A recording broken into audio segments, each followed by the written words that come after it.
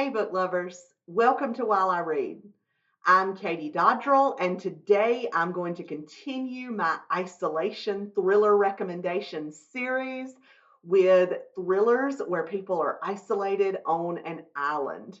So, you may have seen my video from a couple of weeks ago. I'll put a link to it down in the description box about isolation thrillers where people are snowed in. So I want to continue that series because I just love thrillers in this isolation trope.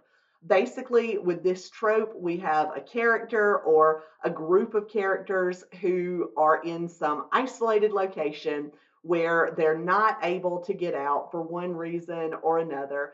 And then people start dying, and we know that the killer is one of the members of this group who is isolated. Or if it's a person by themselves, we know that there's some killer lurking somewhere nearby.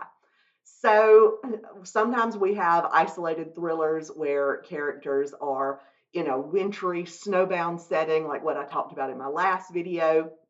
But there are many other settings where characters can be isolated.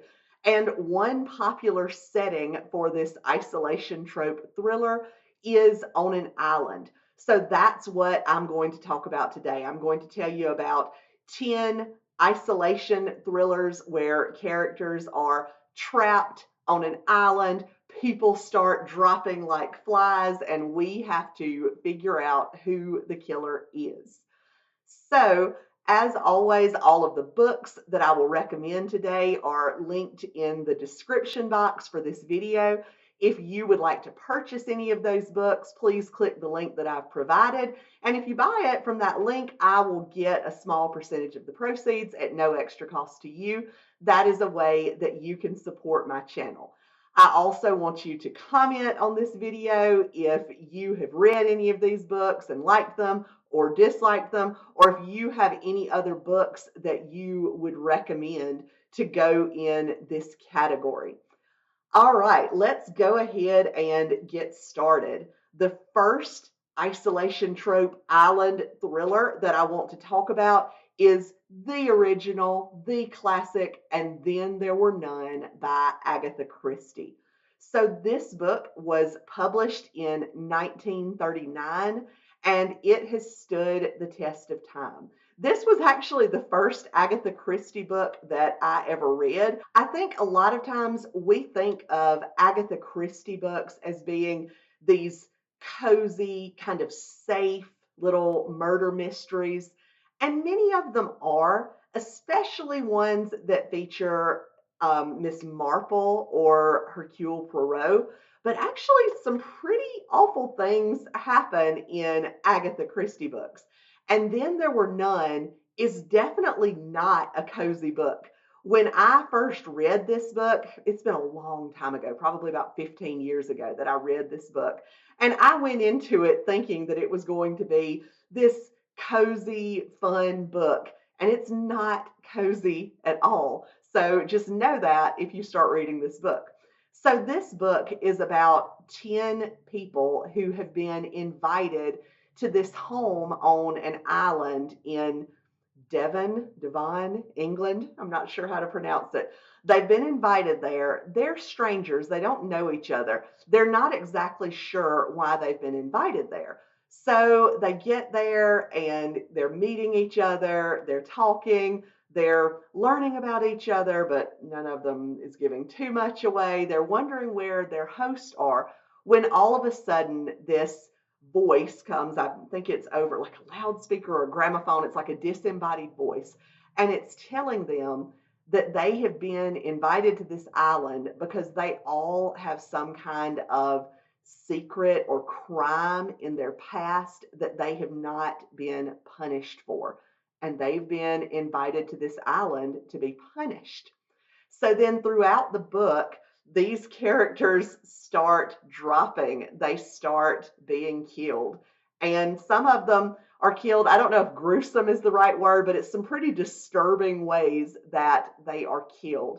And so they're all trying to figure out who is killing them and why. And of course, you and the reader are trying to figure it out too. Well, you know why because you know about their crimes, but you start finding out more about them, about who these people are.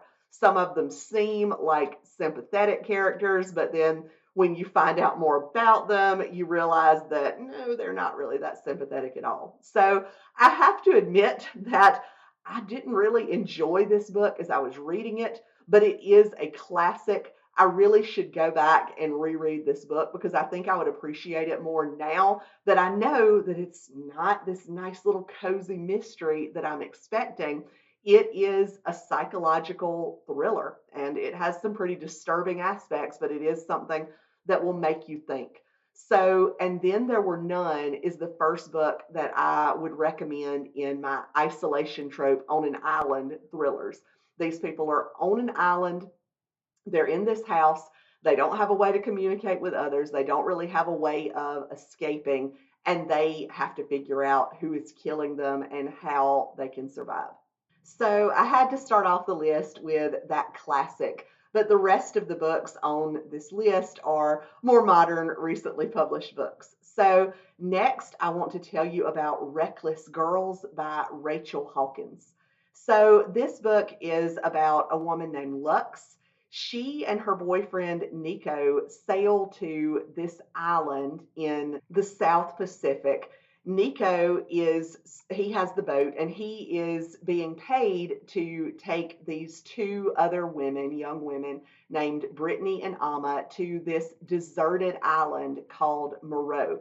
So he, Lux, Brittany, and Amma are sailing to this island. So they get there. It's this beautiful sun drenched island. They find this other couple who is already there, and they are obviously rich. So they all start kind of partying together. You know, the other couple have this luxurious yacht. They have all kinds of alcohol on their boat. And so they basically spend their days like relaxing on the beach. And then at night they party. So they have, you know, this pretty good existence, although there are some things kind of under the surface. You know, there's some tension between Lux and her boyfriend, Nico. They think there might be some secrets that this other couple is keeping from them, but for the most part, they're enjoying themselves. Then this kind of creepy stranger comes to the island. He's on his own, and they just all kind of feel like something is off about him. And then they also find out that there are some mysterious things about the island. It just has a mysterious history where there was a shipwreck there. There was possible cannibalism at some point. So there's all kinds of mysterious things. So as the book continues, of course, they find out that their paradise that they found on this island is not really paradise as much as they think. There are definitely some snakes in this Eden. Next, I want to talk about Device Free Weekend by Sean Doolittle. So, this book is about this eccentric tech billionaire. He is the founder and CEO of a popular social media platform, and he invites six old college friends to his private island for a weekend. So, the only catch is that no technology is allowed. They're not allowed to have phones or tablets or anything like that. So it's this island near Seattle, and they go there. And so the first day is great. They reminisce. They have this beautiful sunset cruise on his boat, and then they drink a lot. And so then the next morning, they all wake up inside his luxurious house. And so the six friends are there, but the guy, the billionaire, is nowhere to be found. And then they discover that they are locked inside the house and they find this tablet that has the instructions of unlock me. They have to figure out the code of how to get into it. Remember, none of them have any of their own technology because that was not allowed for the weekend. So they're not able to contact anyone for help. And so they have to figure out what is going on here. They're basically inside an escape room, but is it really a game or are they actually fighting for their lives? So this book was really good to me. Looking at Goodreads, it doesn't have the best reviews, and it definitely did get over the top in some aspects, But I really loved the game aspect of it, the escape room aspect. I loved watching these people try to figure out how to solve the puzzles, why their friend was doing this to them. And I loved the isolated aspect of it. They are on this island with no way of contacting anyone for help, and they have to figure out what's going on. So you should try Device Free Weekend. Next, I want to talk about Every Vow You Break by Peter Swanson. So, this book is about a woman named Abigail. She is engaged to marry a millionaire named Bruce, but on her bachelorette weekend, she has a one night stand with a stranger. So she thinks about it after it happened and she decides that she's made a terrible mistake and she decides never to tell Bruce about what happened. So she and Bruce get married and then they go on their honeymoon to this island off the coast of Maine.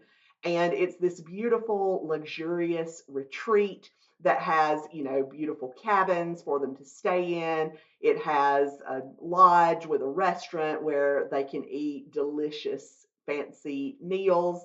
It has a spa, a sauna. So it just seems like it's going to be this wonderful honeymoon. There aren't many other people there. They meet one other couple where she talks to the wife a little bit. And there are some other men there who seem to be part of some kind of like business group. And there's a few staff members, but it's fairly deserted. So while Abigail is there on that island, she sees the man that she had that one night stand with. What is he doing there? Why is he on this isolated island where hardly any other people are there? So they talk, and he tells her that he has decided that they are meant to be together. And so he's there to try to convince her to end things with Bruce and to start up a real relationship with him. So Abigail is in this terrible predicament where she's in this isolated location. She cannot get away, and she's got her new husband there and also the man that she cheated on him with. And of course, she doesn't want her husband to find out that this man is there, but she is also terrified because this man definitely has some creepy, stalkerish aspects to him. There are also some other mysterious things that happen on this island. She sees the woman from the couple she met one night running. She seems terrified. But when Abigail starts trying to tell other people who were there at this retreat about it, nobody really seems that concerned or seems to really believe her as she's telling them about it. So I can't really tell you much more about it without spoiling anything, but this book was so good to me. It was one where I didn't really think about it too hard. I was just along for the ride to see what happened to Abigail. There weren't really a lot of sympathetic characters in this book. There were people who made some really bad decisions, like Abigail making the decision to cheat before she married her husband. But there are also many other characters who are morally questionable here. And I just wanted to find out what happened. I love the isolated aspect of it. Abigail is here on this island where she doesn't know anybody except for her husband and this crazy guy that she cheated on him with. She doesn't really have a way of contacting people who could help her. So it was a really good, fast-paced, exciting book. Next, I want to tell you about Still See You Everywhere by Lisa Gardner. This is actually the third book in the Frankie Elkin series, but you would have no trouble starting the series with this book or just reading it as a standalone book. So, Frankie Elkin is a woman who finds missing persons. Like she works on cold cases that law enforcement have abandoned. And quite often, when she finds these missing people, they are no longer alive.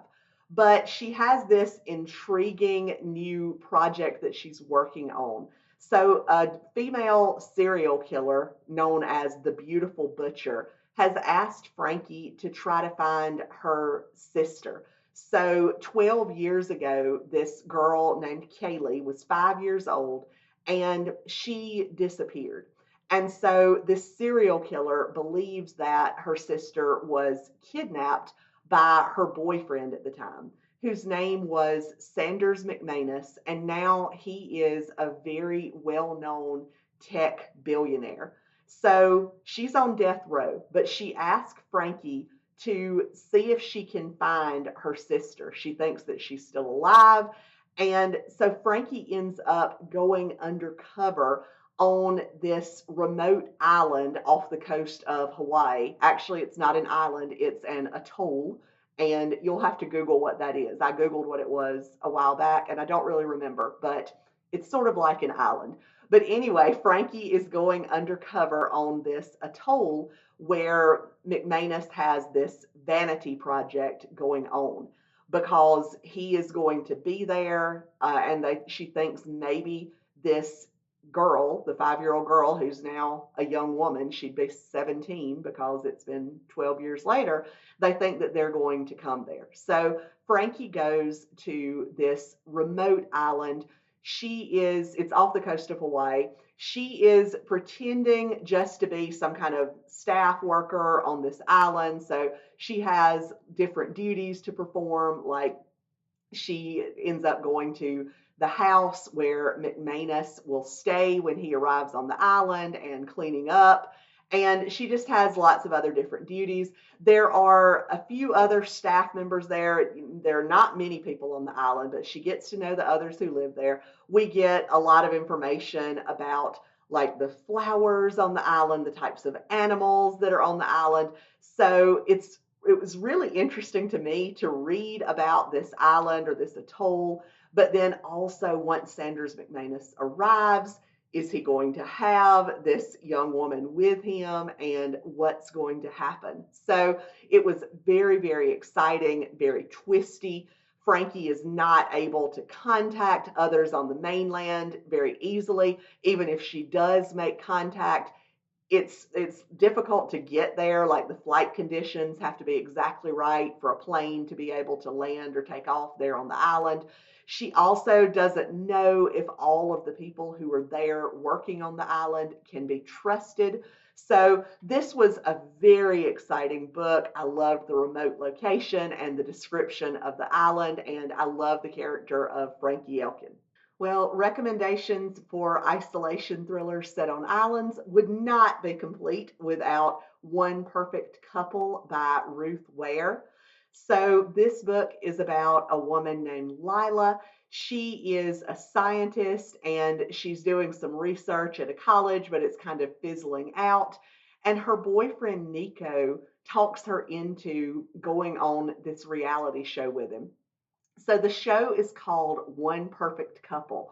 And this show features 5 couples on this isolated island in the Indian Ocean. And they have to go through these challenges. They have the opportunity of deciding that they don't want to be coupled up with the person they came with. They want to be with somebody else. Just all kinds of, horrible reality show stuff that we all love. So she reluctantly goes with Nico and is part of this reality show. But when they arrive to the island, they have to do the first challenge, and people start realizing that this reality show might be kind of sketchy. So then all of the producers and staff for the show go back to the ship for the night. The couples are left on the island, and this terrible storm blows through. It destroys structures on the island. People are injured. People are killed. They don't have any contact with the ship. They can't see it. They think it might have been sunk from the storm.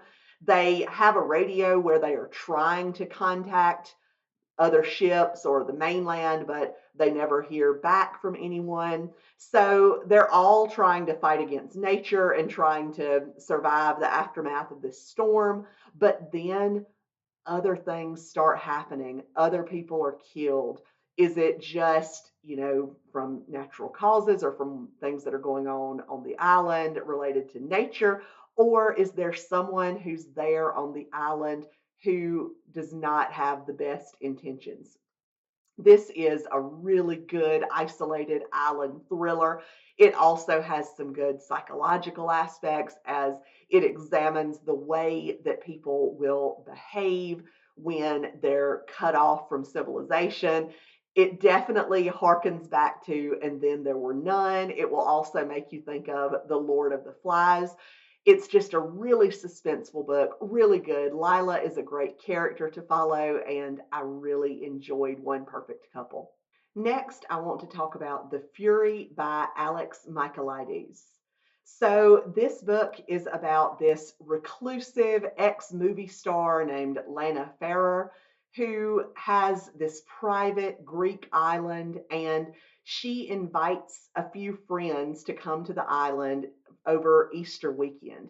So our narrator is Elliot Chase, who is one of Lana's friends.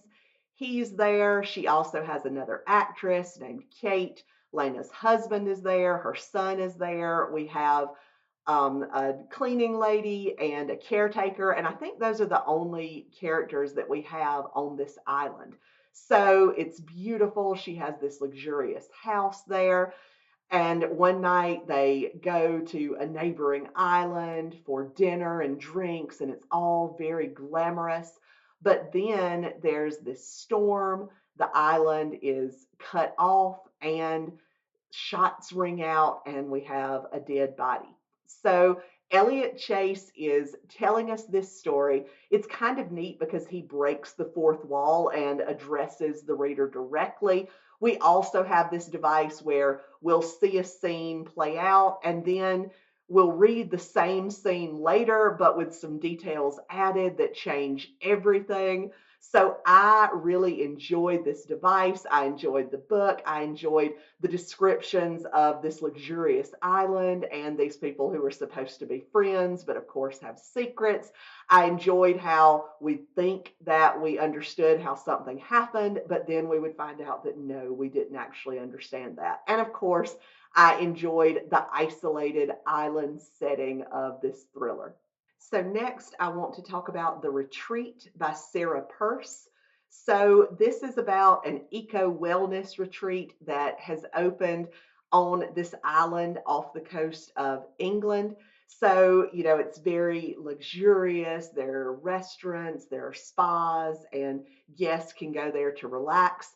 But the island where it is known locally as Reaper's Rock. And it was actually the place where years ago there was a serial killer called the Reaper. So it has a very dark past. So Detective Elin Warner ends up being called to this island because one of the guests has died. She has fallen off some rocks near a yoga pavilion. Then it turns out the woman who died was actually not a guest of the hotel. She wasn't even supposed to be at the island. So Elin Warner is investigating what happened. They think it might be an accident, but then there is a drowning incident. And so Elin doesn't understand there's something mysterious going on here. Is it related to the island's past? Is it related to one of the guests who is staying there now? So she's got to figure it out. So this is actually the second book in the Elin Warner series. There are three books in that series in all.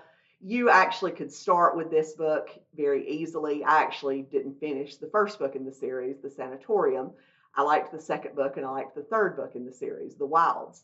But I enjoyed the island setting for this book, this beautiful, luxurious island. These people who are coming there with no idea of the dark past that this island used to have. I love the fact that it's kind of cut off, it's its own little world. And all of these things are happening here that Elin and you, as the reader, have to figure out what's going on. Next, I want to tell you about Whisper Island by Carissa Ann Lynch. So, this book is about four college friends who decide to go to this island in Alaska called Whisper Island. They're going to stay there and they're art students. And so, their plan is during the summer, they're going to stay on this island. They are going to work on their own projects, they're also going to collaborate. So they just imagine this as being this fun, girly time on the island where they have all the time in the world just to relax and work on their art projects. But of course, they get there and they find out that things are not going to go as they imagined. For one thing, from the pictures they had seen, they were going to be staying in this beautiful mansion on the island. But when they get there, they find out it's actually pretty dilapidated. Also, the brother of one of the girls, one of the four college friends, turns up on the island along with his girlfriend. And this brother is actually the ex of another member of the group. So we know there's going to be drama there. So they start trying to settle in on the island, but then bodies start turning up and people who are there on the island start dying. And so they have to figure out who the killer is. Of course, they think maybe it's some psycho who's already on the island, or could it be that a member of their group is actually a murderer? So, this was really a popcorn thriller. It was a quick read. A lot of people said it kind of reminded them of a teen slasher movie, but in a good way. So, I really enjoyed this. I read it very quickly. I love the isolated aspect of it. They're on this island. They can't really contact anyone. Trying to get off the island would be difficult. Also, someone is sabotaging their boat, so they really don't have a way to get off the island. So it was just a quick, fun, exciting, isolated thriller. And finally, the last book on this list, and one of my favorite books, The Guest List by Lucy Foley. So, this book is about a group of people who are on this island off the coast of Ireland for a wedding. So, we get multiple points of view in this book. We have the wedding planner who is trying to make sure that this wedding goes well. We have the bride or bridezilla who is a perfectionist and not that easy to get along with. We have the groom. We have some of his friends who kind of had this crazy little boys club that has a weird past. We have the bride's sister, the bridesmaid who has some secrets of her own. So we've got all of these people who are on this island. And it's a beautiful place, and they have this beautiful wedding venue there. But it is cut off. It's difficult to get to, especially if there's a storm. And of course, there's a storm while this is taking place. So during the ceremony, the lights go out, there's a scream, and when the lights come back up, someone is dead. And so, as a reader, one of the neat things is for a while you're trying to figure out who's the killer, but you're also trying to figure out who's dead. So that's interesting. And we get all of these points of view, which I know sometimes can be confusing, but in this book, I enjoyed it. We have very short chapters that made me just want to keep reading this book.